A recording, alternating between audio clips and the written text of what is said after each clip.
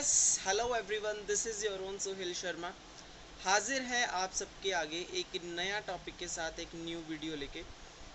आज थोड़ा सा आइल्स राइटिंग मॉड्यूल से थोड़ा सा पॉज लेके आइल्स लिसनिंग की तरफ रुख करते हैं, क्योंकि this is the most essential module जो 8777 बच्चों को चाहिए होता है। It is in listening, right? तो लिसनिंग लुक इजी भी है, ज़रूरी भी है, और बहुत सारे लोगों के लिए टफ भी है। आजकल अगर बच्चों से पूछा जाए कि आपके 7 क्यों आए, आप 8 वाले थे या आप 9 वाले थे, तो देवर लाइक के सर हमें लिसनिंग बहुत मुश्किल आई है, तो इस बार लिसनिंग मुश्किल आई है।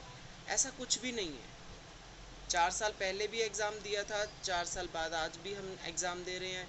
लिसनिंग का जो टफनेस का लेवल है वो ऑलमोस्ट सेम है। यस, व्हाट हैपन्स इज़ कि जो मैं इस वीडियो में आप सबको प्रॉब्लम्स, आप लोगों को जो दिक्कतें आ रही हैं, मैं वो बताऊंगा। जब आप मल्टीटास्किंग थिंग्स अपने माइंड में करने लग जाते हैं, दैट वाज द टाइम जब आप स्किप कर देते हैं। और जितना आप स्किप कर देते हैं उतना ही आप पे प्रेशर बिल्ड होता है, तब आपको लगने लग जाता है कि नहीं, ये मुश्किल है। या फिर आप अपने आप को समझाने के लिए कि मैंने 15,000 का एक एग्ज़ाम दिया है, वो मुश्किल आया था इसलिए मुझसे नहीं निकला, वो आप अपने आप को समझाने के लिए या अपने नियर एंड डियर वन जिनको पता है एग्ज़ाम दिया है आपने, उनको समझाने के लिए बोल देते हैं कि ये मुश्किल आया था। लेकिन ऐसा कुछ भी नहीं है, कुछ भी। 10% 5% डिफ़िकल्टी लेवल काम करता है, 90% नहीं करता। 90% it's totally in your hands.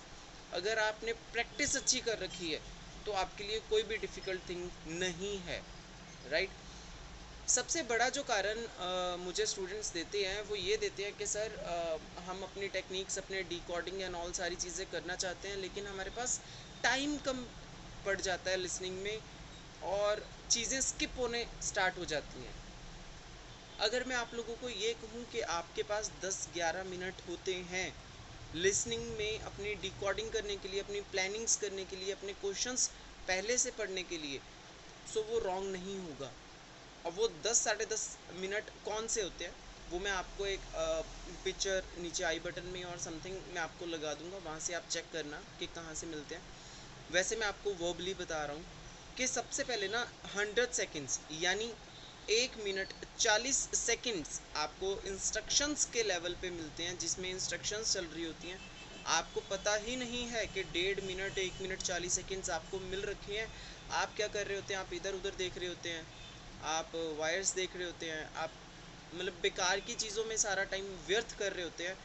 1 minute 40 second जब आपको इंस्ट्रक्शंस में मिली हैं, आई वोंट से कि आप सील ओपन कर लें पेपर की, बिकॉज आपको बोला जाता है कि आप ना करें, but still that is the moment जब आप अपना प्री वर्कआउट कर सकते हैं।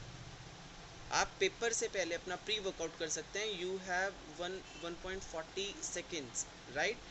एंड आफ्टर दैट जब सेक्शन 1 होता है आपका, वो 5 से 6 मिनट का होता है, उसमें भी आपको 40 सेकेंड्स का पॉज मिलता है। देन 2 मिनट का पॉज आता है सेक्शन 1 के बाद। जिनको नहीं पता है कि आइल्स का स्ट्रक्चर क्या होता है, मैंने पहले वीडियो बनाई है जिसमें आपको सारा सिलेबस मैंने कवर किया है, आप वहाँ जाके सारी चीज़ें देख सकते हैं।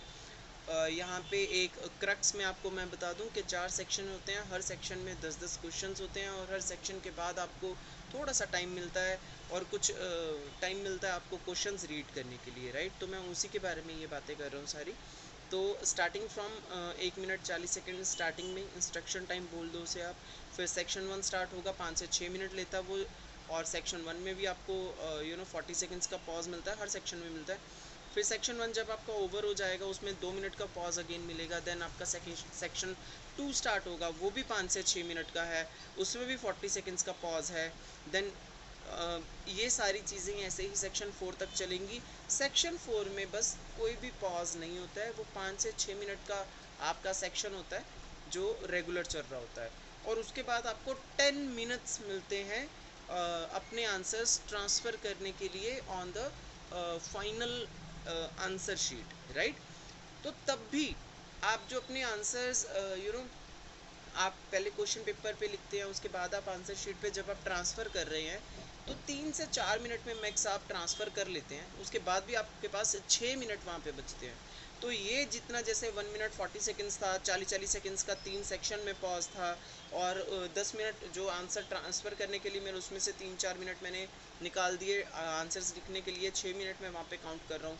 तो ये सारी चीज़ें काउंट करने के बाद मैंने 10.5 मिनट का एक पैकेज बनाया टाइम का, जो आप सबको मिलता है क्वेश्चंस रीड करने के लिए।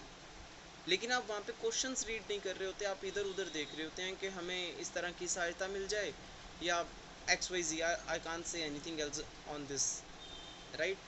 तो 6 मिनट आपके पास जो एंड वाले हैं, तब आप क्या करो, तब आप अपने स्पेल्स चेक करो, आप अपना ग्रामर चेक करो। आपको लगता है कि SES लगना था, आपको लगता है कि सेकेंड फॉर्म ऑफ वर्ब लगना था। आप जब लिसनिंग कर रहे हैं, जब ऑडियो चल रहा है, प्ले हो रहा है, मैंने आपको पहले ही बोला, आज भी बोल रहा हूँ कि ट्राई टू लिसन मोर। आप अपना काफ़ी चीज़ें इधर उधर पे टाइम वेस्ट कर रहे होते हैं। आप जब सुन रहे हो ना, तब आप फालतू की चीज़ें मत ये सोचिए कि मेरे 2 गलत हो चुके, मेरे 3 गलत हो चुके। वो इनर वॉइस बोलते हैं हम उसे।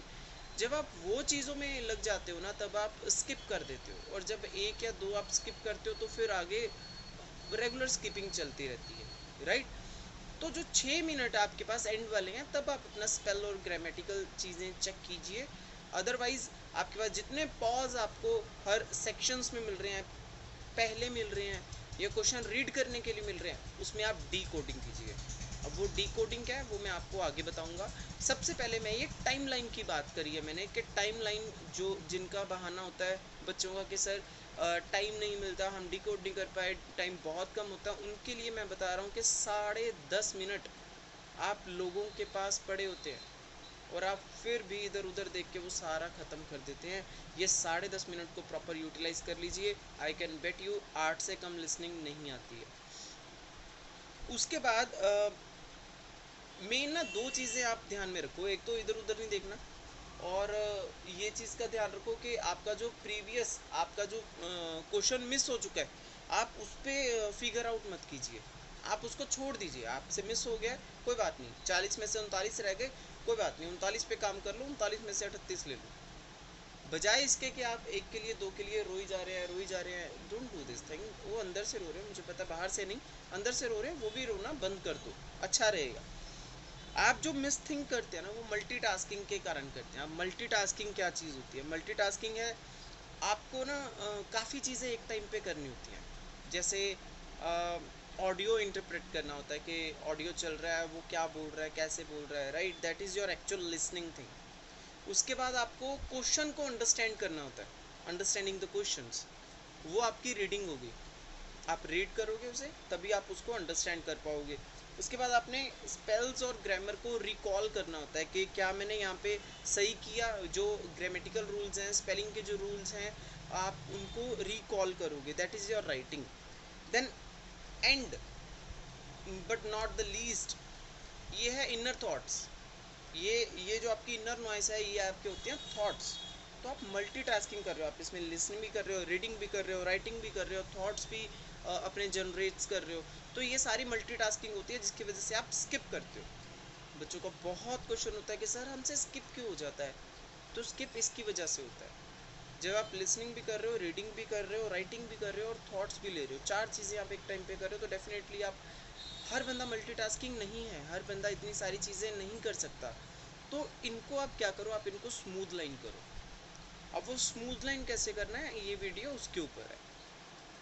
अब मैं डी कोड की बात करता हूँ कि हर क्वेश्चन को पढ़ना है, हर बंदा पढ़ता है, लेकिन पढ़ के छोड़ देता है। नेक्स्ट टाइम जब वो लिसनिंग वापस से आएगी सेक्शन 2 में, सेक्शन 3 में, तब वो वापस से उसको पढ़ता है क्वेश्चन को।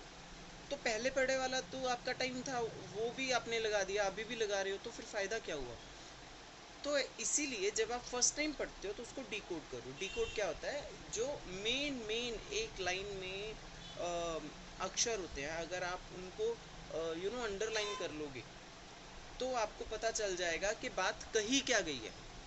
सुपोज अगर मैं आपको ये बोल दूंगा कि my name is Sohail Sharma, और मैं ये बोल दूं कि आई एम सोहेल शर्मा, या आई सुहेल शर्मा, तब भी आप लोगों को समझ आ जाएगा। तो आपको वो 2 3 वर्ड 4 वर्ड्स आपको पढ़ने नहीं पड़ेंगे, आपको पता चल जाएगा कि ये सुहेल शर्मा के बारे में कोई बात हो रही है या ये अपने बारे में बता के आगे बात कर रहा है। तो जो मेन वर्ड्स है लाइन के उनको आप अंडरलाइन करोगे, that is the decoding, right. अब ये डिकोडिंग करनी किस किस में आपने, सबसे पहले आप करोगे डायग्राम्स में, जो आपको बेसिकली सेक्शन 2 में आएगा। देन एमसीक्यूज हैं, देन मैचेस हैं। अब जो सबसे पहले डायग्राम्स हैं वो आपको आएंगी सेक्शन 2 में, ऑलमोस्ट सेक्शन 2 में ही आती हैं वो। तो डायग्राम्स में देखो 2 तरह की डायग्राम्स होती हैं। एक ईजियर वन में मैंने उसको कैटेगराइज किया, एक थोड़ा हार्डर वन में। ईजियर वन जो होती है ना, वो होती हैं जिनके डायग्राम के ऊपर ही लेबल्ड है, डायग्राम के ऊपर ही ABCD लिखा हुआ है। तो वहाँ पे क्या होता है, आपको रूट पता होता है, आपको स्टार्ट पॉइंट पता होता है कि जो यू नो बोलने वाला है, यानी जो स्पीकर है, वो स्टार्ट कहाँ से करेगा और आप कहाँ पे खड़े हो, राइट। सपोज वो बोलते हैं कि आप यहाँ पे खड़े हो, आप आगे इस रोड पे आगे जाते हैं, फिर राइट मुड़ जाओ, फिर लेफ्ट मुड़ जाओ, फिर एडजेसेंट चले जाओ, फिर ऑपोजिट चले जाओ। तो you know the starting point, you know the route. जब डायग्राम्स के ऊपर लिखा होता है, लेबल किया होता है, तो वो इजी रहता है, बिकॉज आपके पास दो चीज़ें हैं, first starting point, second route. तो तब वो डायग्राम करनी बहुत इजी हो जाती है। कुछ डायग्राम्स होती हैं जिनके ऊपर डायग्राम के ऊपर ABC लिखा होता है और नीचे 11 12 13 लिख के office, reception, restaurant and all, ये सारी चीज़ें लिखी होती हैं, राइट। तो वो थोड़ी हार्डर वन होती है, बिकॉज वहाँ पे वो दोनों चीज़ें मिसिंग होती हैं। तो आपको करना क्या है, जब आप कोई डायग्राम देख रहे हैं, चेक कर रहे हैं, तो आप उन दोनों में ये दो चीज़ें डालोगे कि स्टार्टिंग पॉइंट एक तो ये वाला हो सकता है, एक ये वाला हो सकता है, या ये वाला हो सकता है। अगर यहाँ से रूट स्टार्ट होता है तो ये रूट बनता है, अगर यहाँ से रूट स्टार्ट होता है तो ये रूट बनता है। तो दो ही चीज़ें देखनी है आपने, एक स्टार्टिंग पॉइंट, एक रूट, राइट। तो जब आप ये दो चीज़ें फिगर आउट कर लेंगे, उसके बाद आपके लिए डायग्राम करनी बहुत ईजी हो जाएगी। इसी को हम बोलते हैं डी कोडिंग, राइट। तो डायग्राम में आपको सिर्फ ये चीज़ें करनी है कि आप स्टार्ट कहाँ से कर रहे हैं, आप एंड कहाँ पे होगा, वो लाइन वाइज जब आप एक रूट गैदर कर लोगे, तो आपके लिए वो सारी चीज़ें इजी हो जाएंगी, राइट।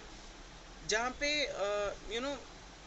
आपके पास वो फिल इन द ब्लैंक का काम करेंगी, जहाँ पे आपके पास लेबल्ड होती हैं ना ऑलरेडी, कि ABC है, यहाँ पे नॉर्थ ईस्ट वेस्ट है, या आप यहाँ पे खड़े हो, तो वहाँ पे वो आपके लिए एक फिल इन द ब्लैंक का काम करेगी। और फिल इन द ब्लैंक्स मैं यहाँ पे कवर ही नहीं कर रहा हूँ लिसनिंग में specially, because that is the easiest part. अगर आप ईजिएस्ट पार्ट आपका फिल इन द ब्लैंक भी लिसनिंग का नहीं कर पा रहे हैं, तो सॉरी टू से अपना पेपर अभी मत बुक कीजिएगा, थोड़ी सी वीडियोस हमारी और देख लीजिएगा, तो आपको थोड़ी सी चीज़ें क्लैरिटी में आ जाएंगी, राइट। तो अभी क्या है, हमने डी कोड इनमें क्या करना है, हमने करना है एंट्री एग्जिट। कि सपोज जैसे रिसेप्शन है, रिसेप्शन एरिया है, कोई गेट है, कोई स्ट्रीट है, ये सारी चीज़ें हम एंट्री और एग्जिट में काउंट करते हैं। तो आपने ये चीज़ चेक करनी है, फिर आपने रूट चेक करना है।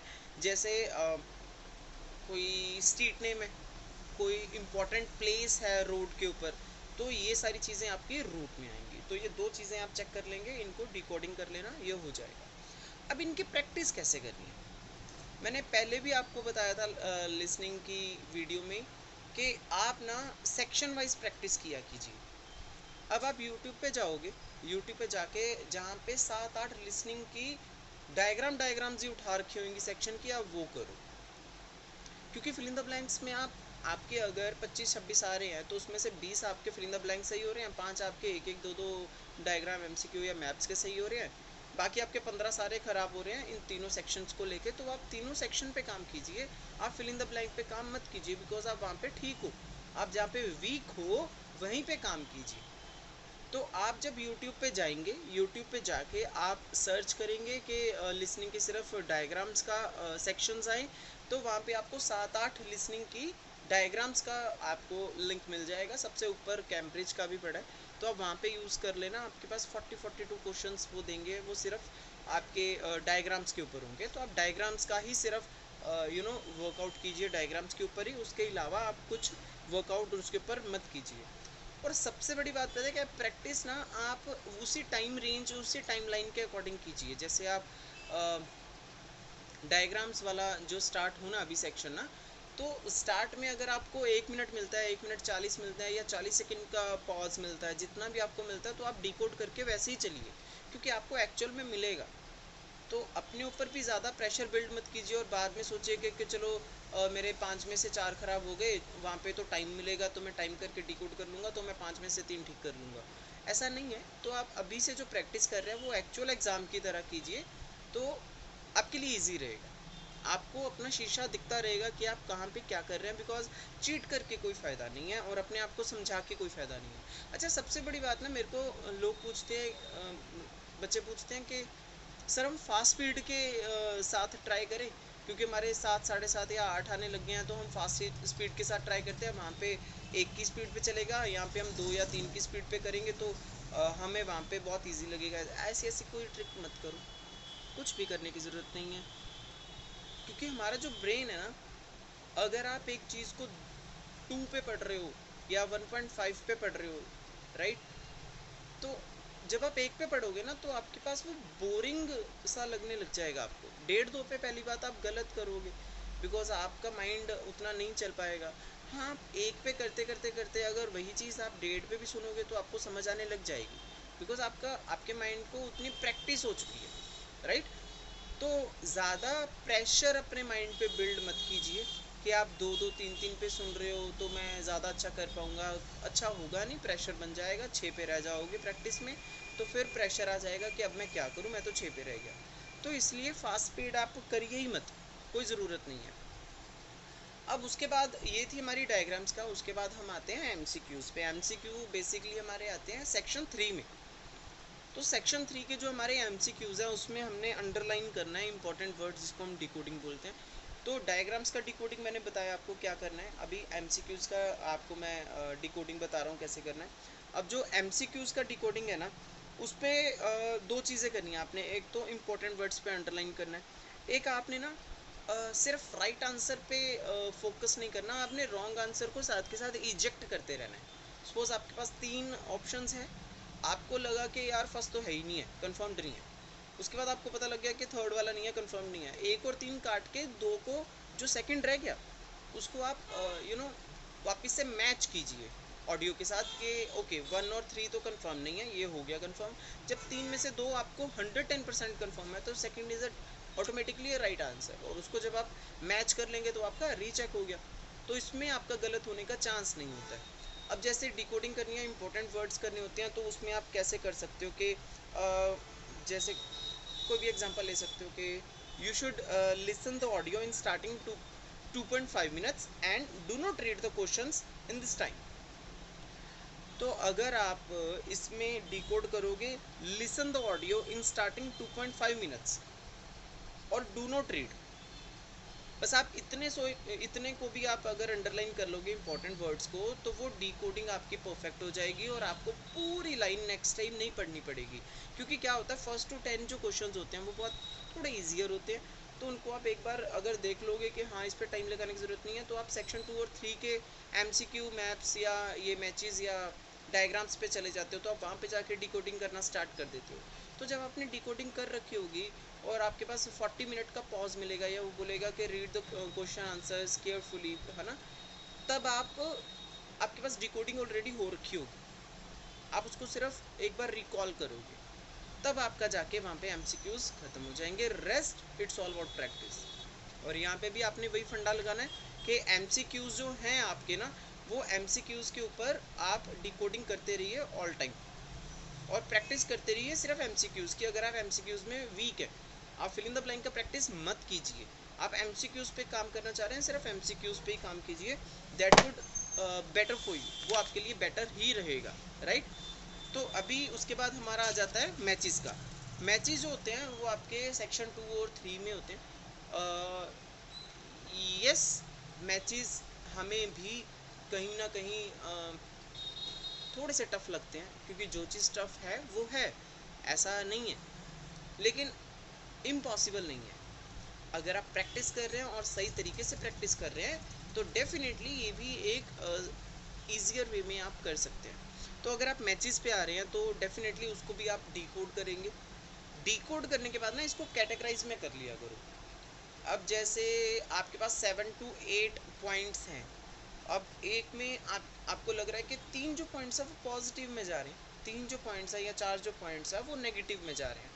तो 3 पॉइंट्स का ना आप एक कैटेगराइज कर लो, उसको प्लस कर दो, प्लस लिख लो उसके आगे। जो 4 है उसको कैटेगराइज करके उसको माइनस में लिख दो।